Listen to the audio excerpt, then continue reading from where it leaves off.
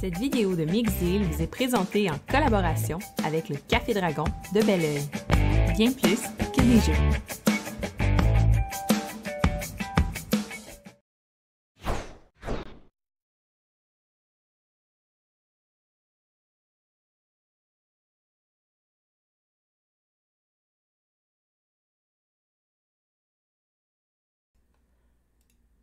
Bonjour tout le monde, j'espère que vous allez bien. On a eu un petit bug de micro d'une momentanée qui vient d'être réglé.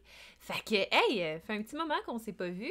Ben oui, un horaire de fou de mon côté. Comment ça va de votre côté? Fait que, c'est ça. Et là, aujourd'hui, on va parler de Kickstarter. Ben oui, parce qu'il y a plein de choses qui se passent du côté des Kickstarter. Fait que, ben c'est ça, on va faire le tour. On va faire le tour rapidement, par contre, parce que c'est ça, j'ai un petit horaire de fou dans la journée, mais on a le temps de jaser de Kickstarter et on commence ça tout de suite.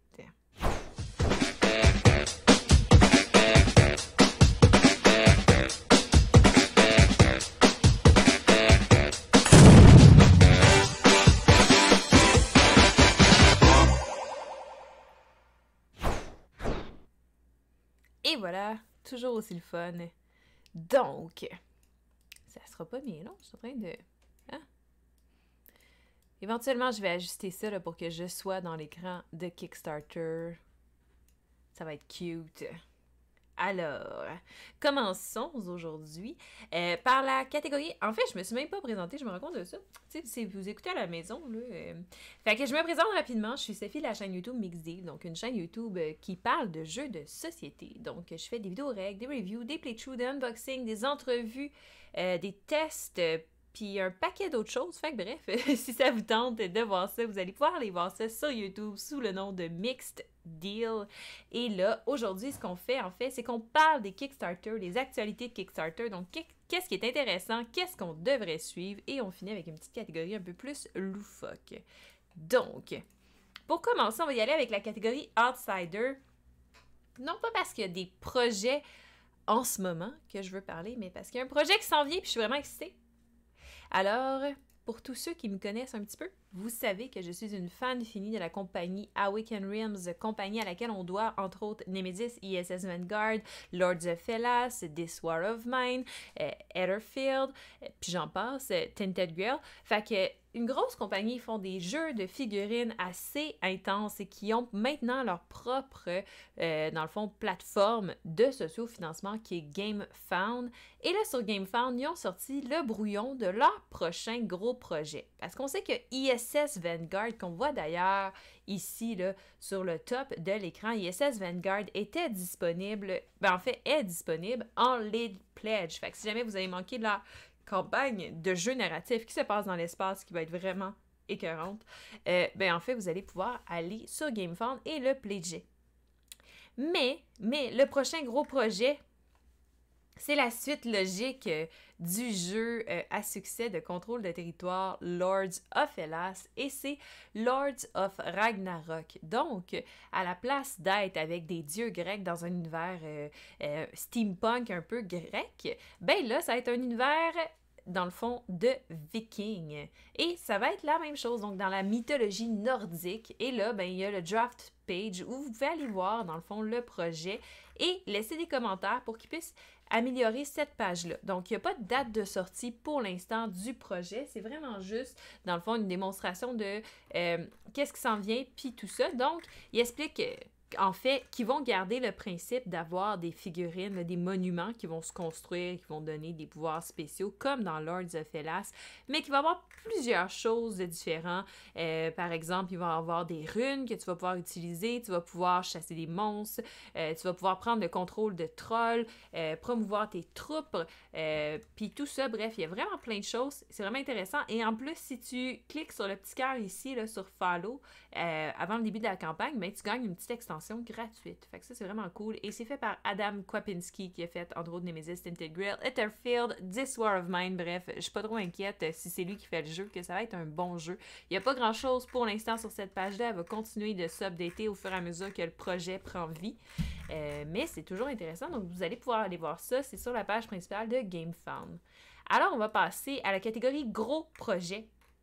Il y en a quelques-uns intéressant en ce moment. On commence avec un gros projet qui vient d'apparaître sur Kickstarter aujourd'hui, si je me trompe pas, ou en tout cas ça fait pas longtemps, et c'est de la compagnie Mythic Games qu'on connaît pour Jeanne d'Arc entre autres, mais qu'on connaît aussi pour Mythic Battle, Panthéon si je me trompe pas, puis quelques autres projets, et c'est Six Siege de board game, qui est en fait inspiré du jeu vidéo de Tom Clancy's Rainbow Six Siege. Et ça va être disponible dans toutes ces langues-là, fait que c'est fantastique. Il reste 9 jours avant la fin sur un objectif de financement de 123 000 $. Ils ont réussi à amasser pour l'instant 529 000 $. Et ben c'est ça en fait. C'est super beau, ça va être un jeu de miniature. On voit qu'il va y avoir du terrain en 3D, donc ça va avoir une présence sur la table assez exceptionnelle. 2 à 4 joueurs, 14 ans et plus, 60 minutes pour jouer. Ça va être avec des dés. Et en fait, vous allez vous affronter. Il va y avoir une équipe d'attaquants, une équipe de défendants. Salut un peu, ouais, comment ça va? Ça fait longtemps qu'on ne s'est pas vu. Et bien, vous allez vous attaquer tout ça. Et bref, il y a vraiment plein de choses. Et ils ont plein d'extensions. Ça, c'est juste le contenu de la boîte de base là, que je défile devant vous. Fait que les personnages, les figurines, pour former les deux équipes, le plateau, puis des marqueurs, tout plein de choses, le terrain en 3D comme je parlais. Puis il va y avoir aussi une application compagnonne. Ça va bien, ça va occuper, mais ça va bien. Fait que si jamais vous voulez ce jeu-là, il va être 69 $ US sur Kickstarter. Sinon, si vous voulez le all-in qui va venir avec plusieurs extensions, donc plusieurs autres personnages entre autres, c'est 199 $ US. Alors, puis en plus, vous pouvez avoir le Smooth Operator All-In, qui est comme la même chose, mais en plus de ça, vous avez les décors en 3D. Fait que là, c'est comme next level, vraiment chic. Fait que, allez voir ça si jamais ça vous intéresse comme style de jeu. On passe au suivant qui est de Isle of Cat. Mais oui, il était déjà sur Kickstarter, mais c'est pas le jeu de base, c'est l'extension Don't Forget the Kittens qui apporte 3 nouveaux modules. Donc, et qui vous permet aussi de vous procurer The Isle of Cats si jamais vous ne l'avez pas déjà. Donc, ce jeu de placement de tuiles, de draft de cartes qui vous permet justement de placer des chats sur un bateau. Ben là, il y a plusieurs autres modules et vous voyez là, soit vous prenez le vétéran qui est 43$ sur Kickstarter et qui comprend les 3 nouvelles extensions, ou vous prenez le New Arrival Starter Set qui est 90$. Vous sauvez 50$ sur le prix de revente en magasin pour avoir tout le jeu de base plus 4 extensions dans le fond. Et vous pouvez même prendre la boîte qui range tout le jeu au complet avec un insert, ma foi, c'est chic. Puis en plus de ça, vous avez un nouveau petit jeu qui ont sorti standalone, un roll and write, mais avec plus un flip and write dans l'univers de The Isle of Cats. Fait que plein de choses. Vous pouvez même acheter des petites pins de chat pour mettre sur vos vêtements parce que c'est cute. Et bref, ben les modules, ce qu'ils vont ajouter, tu as le module de chaton. Tu as un module où ça va être des bêtes, dans le fond, anciennes, que vous allez essayer de récupérer sur l'île. Et vous avez un module d'événements. Et en plus de ça, vous avez un boat pack qui vous permet d'avoir des bateaux différents pour varier un peu vos parties. Fait que c'est ça. Plein de belles choses, bref. Et il y a même une version numérique de Isle of Cats, dans le fond, qui va être disponible. Backer of this Kickstarter will also receive 12-month free access to the Isle of Cats on Sovereignty. C'est un cross-platform. Je sais pas c'est quoi. Sovereignty, c'est une nouvelle plateforme, probablement, qui permet de jouer à des jeux. I guess. On s'intéressera à ça. On regardera ça, cette plateforme-là. Écoute. Fait que c'est ça. Si jamais ça vous intéresse, c'est disponible sur Kickstarter. Et on passe au prochain. Le prochain, qui est Scarface 1920, qui est un jeu, dans le fond, qui mélange le placement d'ouvriers, le contrôle de territoire et le deck building dans un univers qui se passe dans les années 20 à Chicago, où vous allez incarner la mafia et jouer au jeu. Ça va être même disponible en français. Ça a l'air super intéressant, super beau, un peu comme s'il avait fait un petit remake du jeu Le Parrain, mais c'est pas exactement la même chose, on s'entend. Fait que bref, ça a l'air vraiment intéressant. Vous irez voir ça. La page de la campagne est très bien faite. Ça l'explique comment est-ce que vous pouvez jouer au jeu. Vous avez même une petite vidéo d'explication. Le pledge de base, donc la boîte de base, est 99 €. Donc, si on regarde ça en canadien, ça donne 146 $ canadiens. Et là, ça montre tout ce que vous allez avoir dans cette boîte-là. Donc, plusieurs figurines, même des miniatures là, de voitures et tout ça. Donc, selon les différents personnages, la carte, des cartes, plein de cartes. tout plein de cartes et de plateaux de personnages et plein d'autres accessoires. Il y a même un mode pour jouer en solo et il y a plusieurs add-ons que vous pouvez vous procurer. Donc, si c'est quelque chose qui vous intéresse, il reste encore pas mal de jours à la campagne. Il vient d'arriver sur Kickstarter. Il reste 22 jours à la campagne. Ils sont à 645 000 $ d'amassés sur un objectif de financement de 76 000 $. Donc, ça se passe très bien. Après ça, dans les gros projets, on a un jeu qui me fait penser beaucoup à Photosynthesis, le jeu avec les arbres. Ben, ça ressemble, mais ça ressemble pas. C'est juste parce que c'est un jeu où tu plantes des arbres aussi. Fait que, les deux thématiquement se ressemblent, puis les deux sont très, très beaux, ont une super belle présence sur la table. Ça s'appelle Forest of Pangaea. Puis dans le fond, c'est une forêt, mais magique, dans le fond. Donc, on va vouloir construire des arbres, tout ça, mais avec tout un thème fantastique autour. Vous allez réaliser des rituels qui vont vous permettre d'obtenir des énergies vitales. Vous avez même un petit meeple qui vous représente, qui se déplace sur la carte pour effectuer différentes actions. Vous plantez vos arbres. Les arbres sont faits en bois. Le matériel a de l'air exceptionnel et vos arbres vont grandir au fur et à mesure de la partie. Fait que le jeu a de l'air franchement très, très, très beau. La campagne, elle est vraiment bien faite. Vous avez accès au livre de règles si vous voulez. Ça joue à 4 joueurs. Bref, c'est ça. C'est un no-brain. C'est vraiment très, très beau. Alors, l'édition standard est 60 $ US, ce qui vous amène à dans le fond, 73 canadiens. Et vous avez l'édition premium, qui est dans le fond toutes les stretch goals premium et des tokens en bois à place d'être en carton. Et il y a même un pledge pour les retailers. Fait que, bref, allez voir ça, ça a l'air super beau comme jeu. C'est Forest of Pangaya. Ensuite de ça, dans les gros projets, j'aurais jamais pensé vous parler d'un projet comme ça et le mettre dans mes gros projets sur Kickstarter, mais que voulez-vous, hein? Il y a des premières à tout. Il y a Heroes of Barcadia, Barcadia, qui est dans le fond un fantastic tile-based dungeon crawling party tabletop game. Fait que c'est ça. C'est un jeu de dungeon crawl qui est très drôle, qui est supposément, en tout cas, c'est eux autres qui disent qu'il est drôle. Fait que, il va falloir en juger, qui se joue de 2 à 6 joueurs, 21 ans et plus, bien entendu, vous comprendrez, parce que dans ce jeu-là, vos personnages sont pas représentés, non pas avec des meeples, pas avec des standees, pas avec des miniatures, mais avec des shooters. Et les shooters représentent votre personnage et représentent votre vie. Donc, plus, dans le fond, votre personnage perd de la vie, bien, plus vous devez boire dans votre shooter. Donc, c'est un jeu de boisson qui se passe dans un donjon. Et c'est supposément très, très humoristique. Et là, moi, je me disais, ah, c'est bien tout ça, tu sais. Ça a quand même l'air intéressant parce que, tu sais, ils ont vraiment pris plein d'aspects de Dungeon Crawl. Là. Ça n'a pas l'air d'être un jeu qui est fait à moitié. Là. Ça a l'air quand même bien produit. J'étais comme, mais tu sais, un jeu de party où il y a de la boisson, inévitablement, qu'est-ce qui va arriver? Ben, des accidents. Hein? Fait que, ben, ce jeu-là, il est fait 100% waterproof. C'est ça que tu vois ici. Fait que, déjà là, c'est pas pire. Ce qui n'est pas waterproof, ben, t'as gaming table. Fait que je joue peut-être pas dessus. Mais à part de ça, c'est quand même bien pensé. Fait que bref, t'as plusieurs pledges. Le pledge de base est à 60$ US. T'as le pledge, dans le fond, Party in Bacardia, qui est le Party Pack add-on avec 2 nouveaux personnages pour 80$ US. Et là, tu peux même acheter des versions avec la version digitale sur Roll20, qui est une plateforme pour jouer à des jeux de rôle.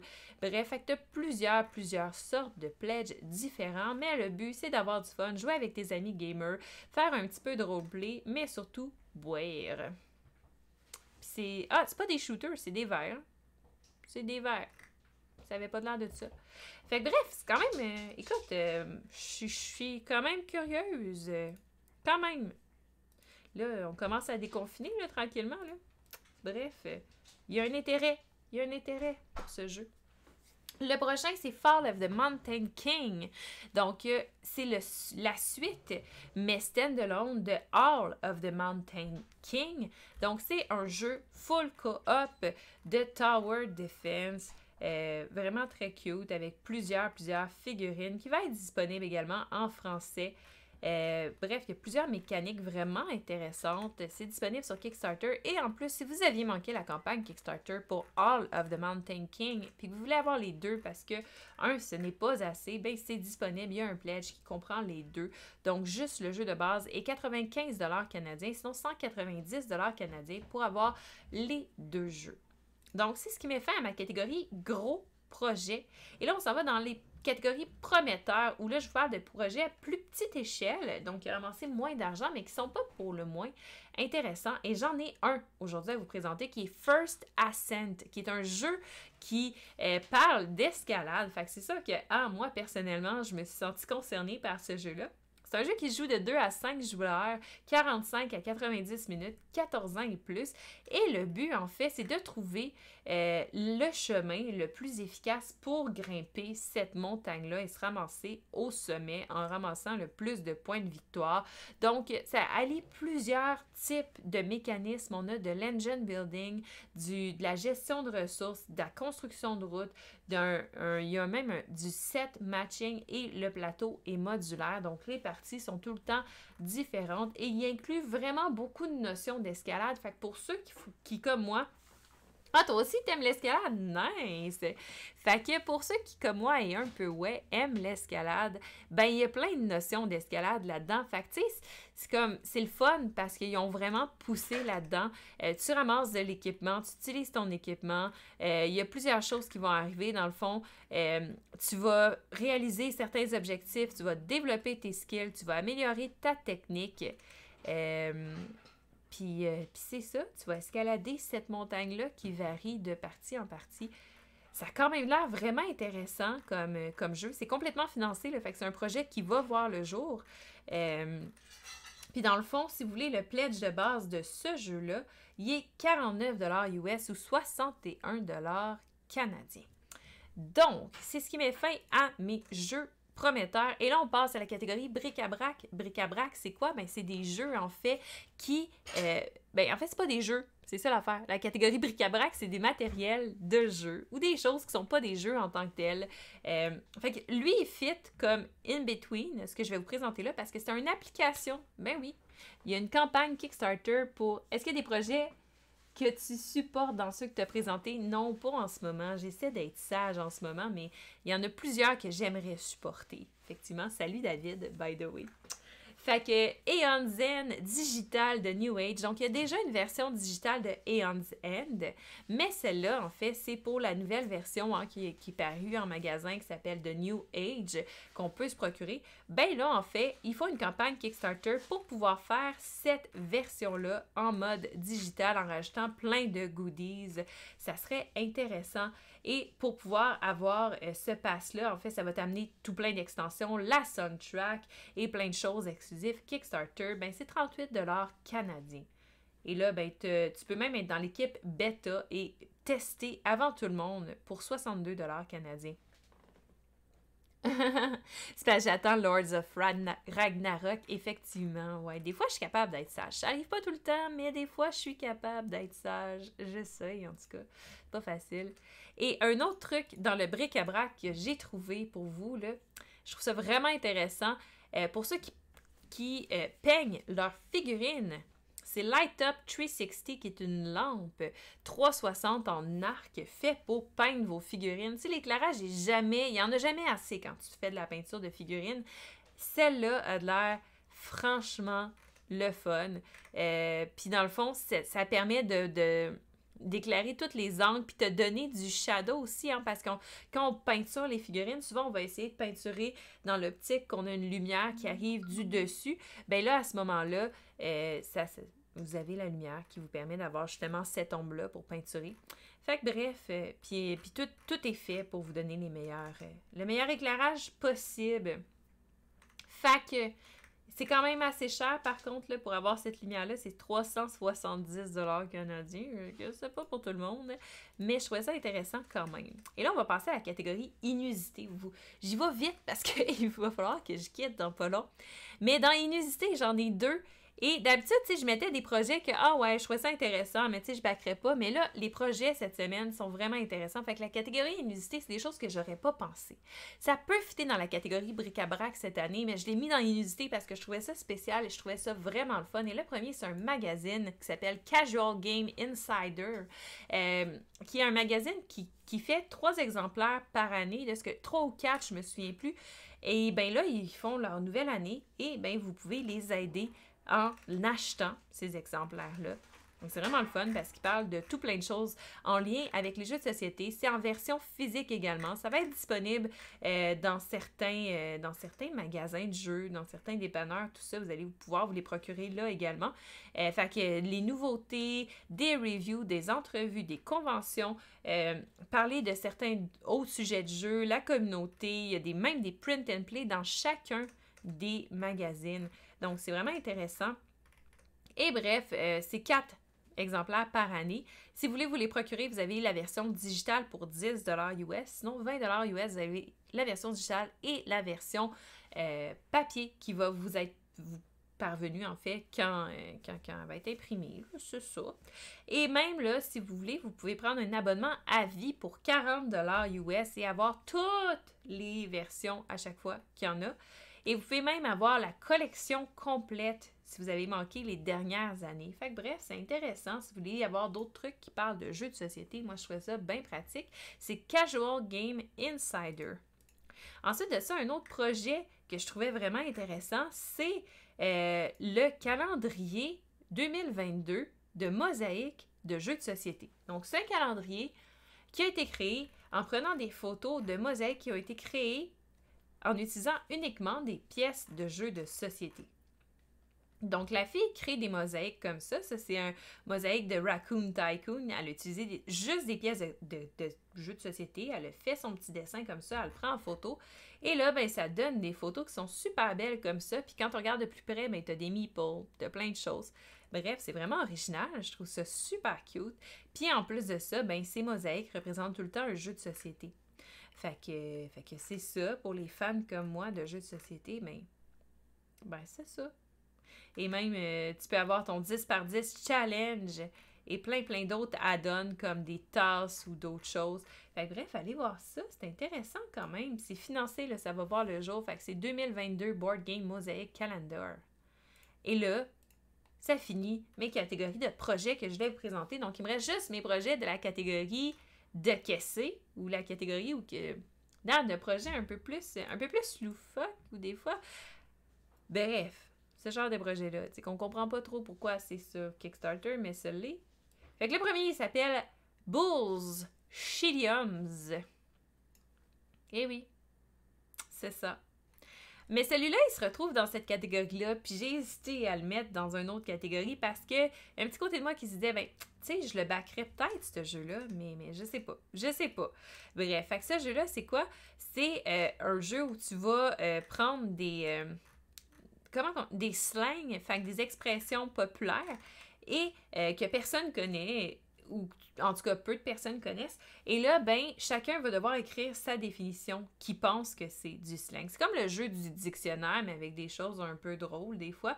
Fait que là, tout le monde écrit sa version de la définition, tu sais, en essayant de faire croire que c'est celle-là la bonne. Et là, après ça, ben, c'est mélangé avec la bonne. Il faut deviner c'est laquelle la bonne. Bref. Fait que c'est ça. Mais là, après ça, on descend dans d'autres. Celui-là est parti d'une bonne idée. C'est juste que, en tout cas, moi personnellement, there's no way que jamais ça va être un outil de motivation pour moi, mais ça s'appelle This is my nightmare, a game of hope. Et le gars a fait ça pour se motiver à faire ses projets parce qu'il disait j'ai remis tout le temps à demain. Fait que je veux quelque chose qui va me pousser dans le derrière, qui va m'aider à c'est ça, hein, pouvoir décider de faire mes choses quand j'ai besoin de les faire. Fait qu'il a créé un jeu, puis c'est pas un jeu qui joue à une soirée, là, c'est un jeu qui joue dans la vie. Fait que tu te sets des buts, tes écrits. Tu dis par exemple, moi cette semaine, je voudrais nettoyer mon auto, j'aimerais ça faire la vaisselle, faire telle affaire, telle affaire, telle affaire. Et là, si tu réalises pas les choses que tu as mis sur ta liste que tu voulais faire, en fait, c'est pour t'empêcher de procrastiner, ben il faut que tu pioches une carte dans ce paquet-là. Puis là, ces cartes, ils vont de genre facile à tu t'en vas au bowling puis tu fais juste tirer tout le temps dans le... Comment t'appelles ça, là, sur les côtés, là, dans le dallo? Ou tu t'en vas en public puis tu dis miaou assez fort pour que quelqu'un se retourne 2 fois. Ça, c'est les gentils. Là, t'as des choses comme dans le...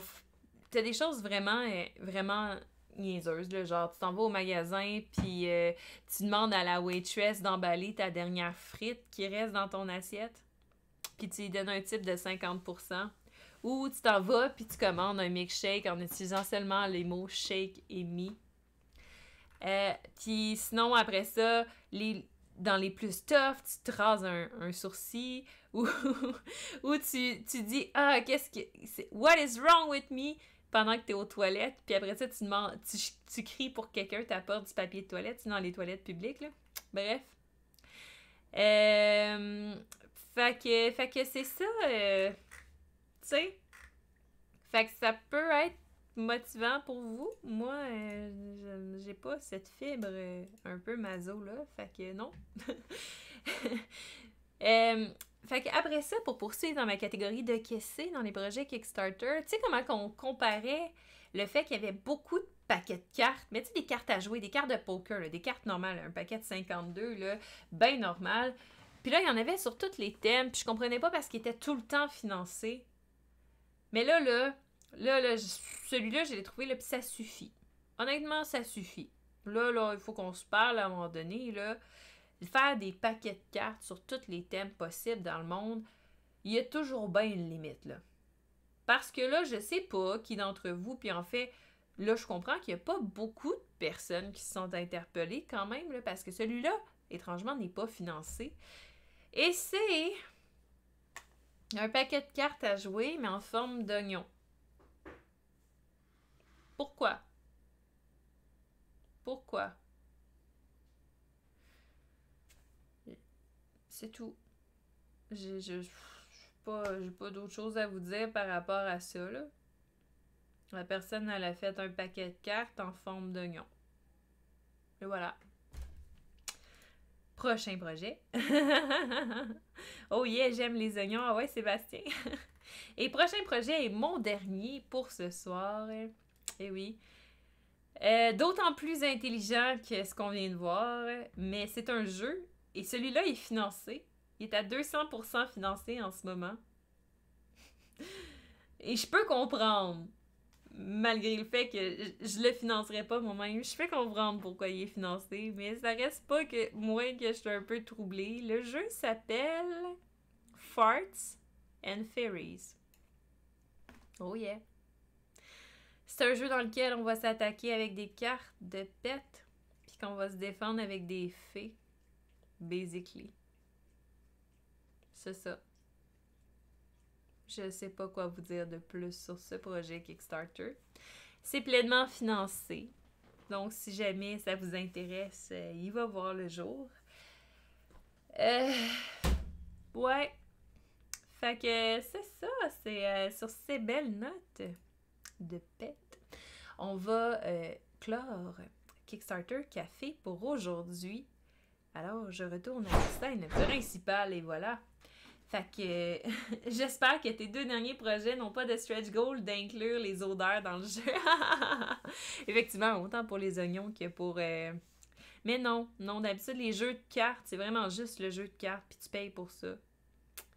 Puis d'habitude, ils se font de l'argent. Fait que on s'était même dit avec les gens qui suivent Kickstarter Café qu'on allait se créer un Kickstarter de jeux de cartes et de dés. Parce que les jeux de cartes et les dés, peu importe comment c'est bizarre, ils finissent tout le temps par être financés.